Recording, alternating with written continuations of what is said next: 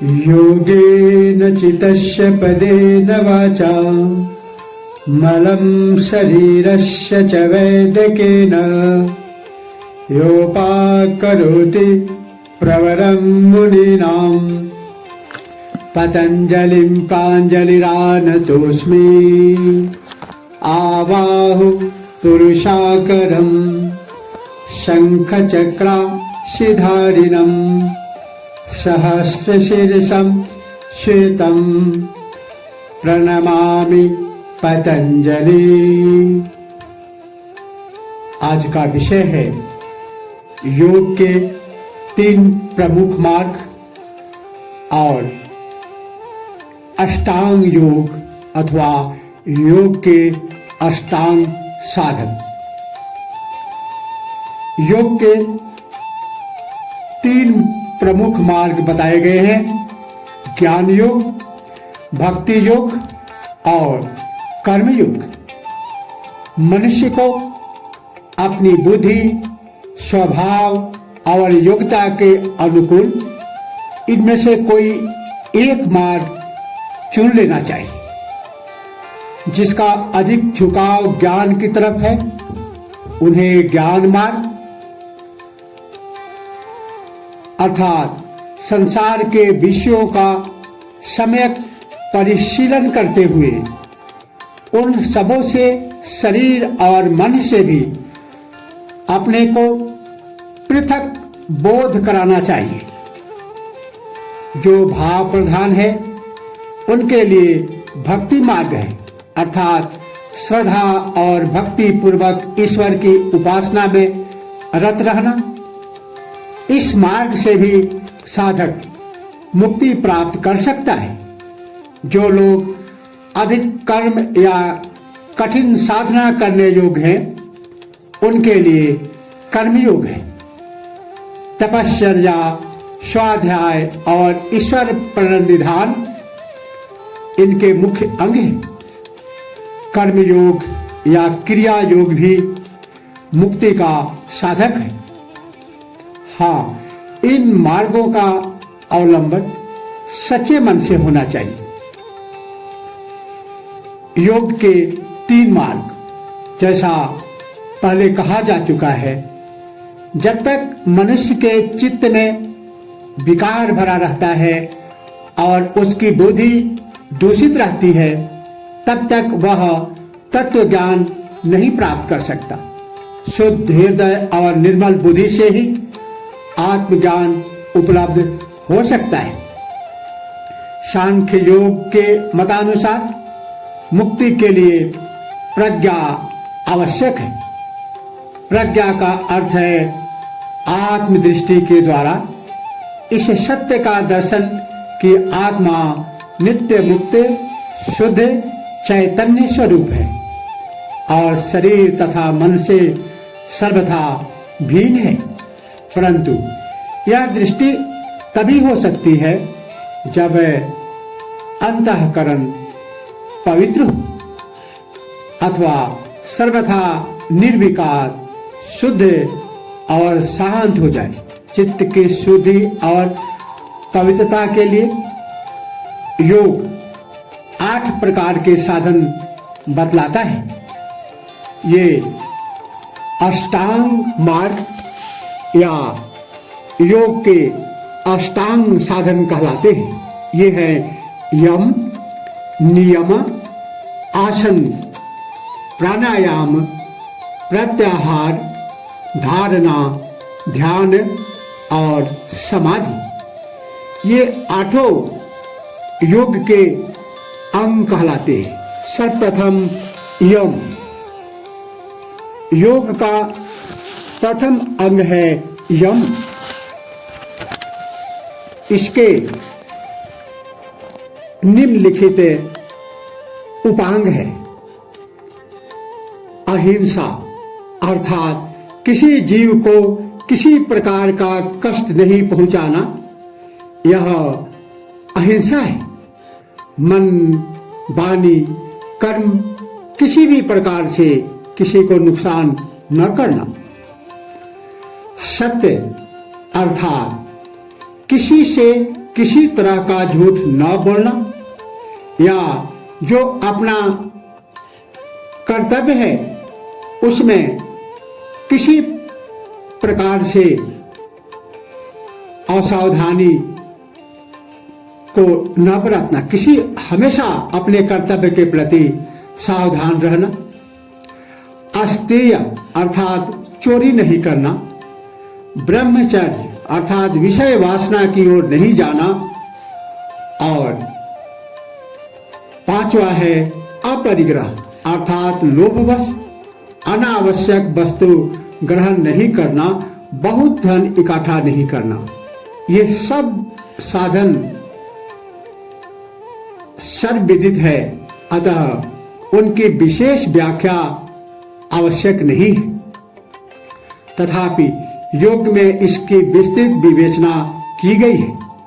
योगी के लिए इनका साधन अति आवश्यक है, क्योंकि मन को सबल बनाने के लिए शरीर को सबल बनाना आवश्यक है।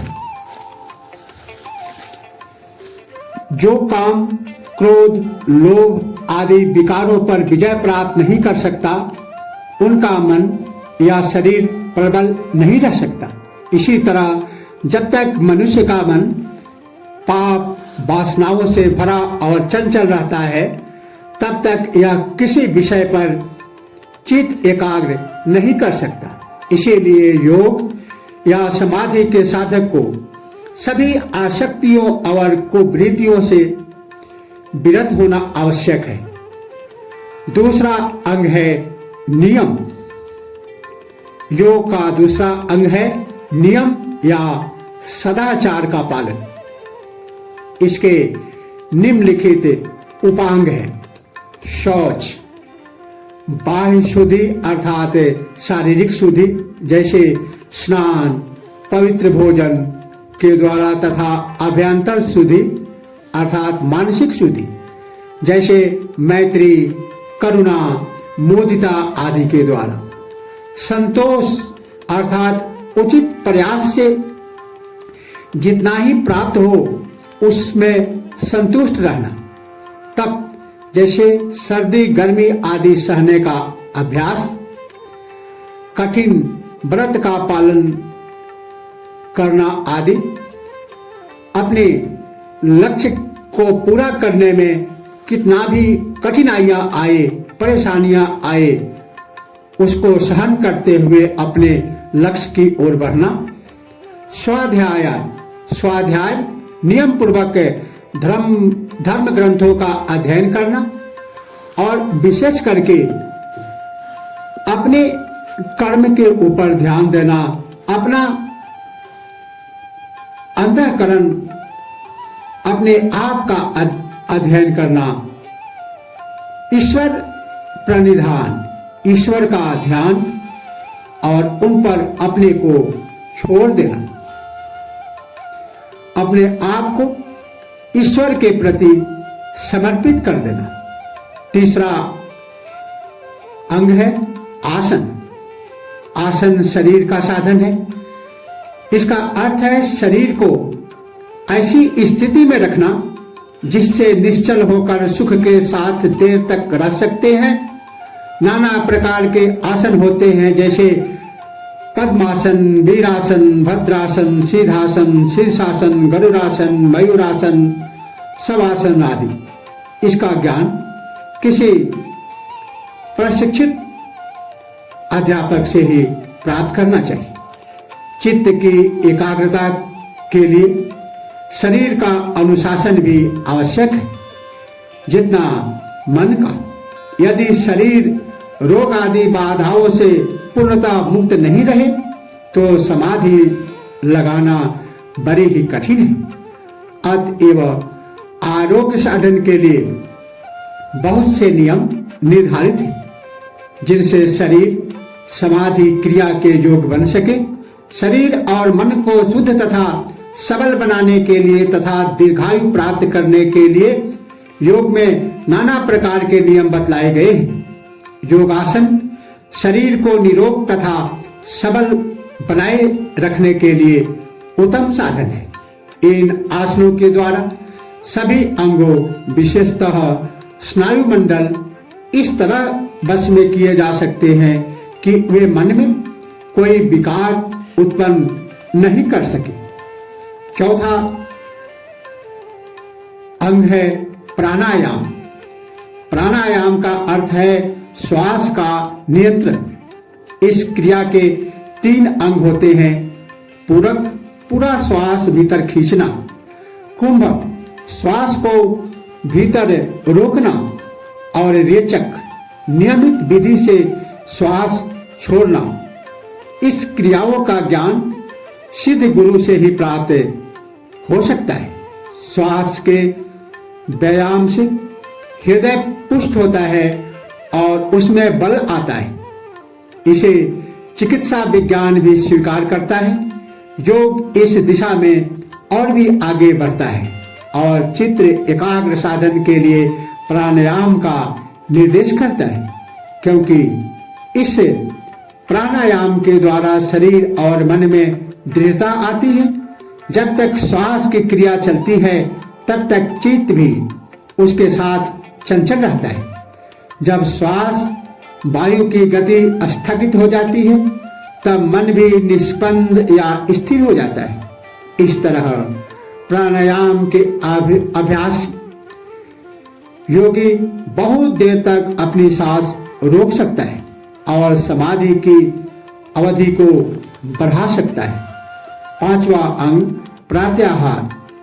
प्रत्याहार का अर्थ है इंद्रियों को अपने अपने बाह्य विषयों से खींचकर हटाना और उन्हें मन के वश में रखना।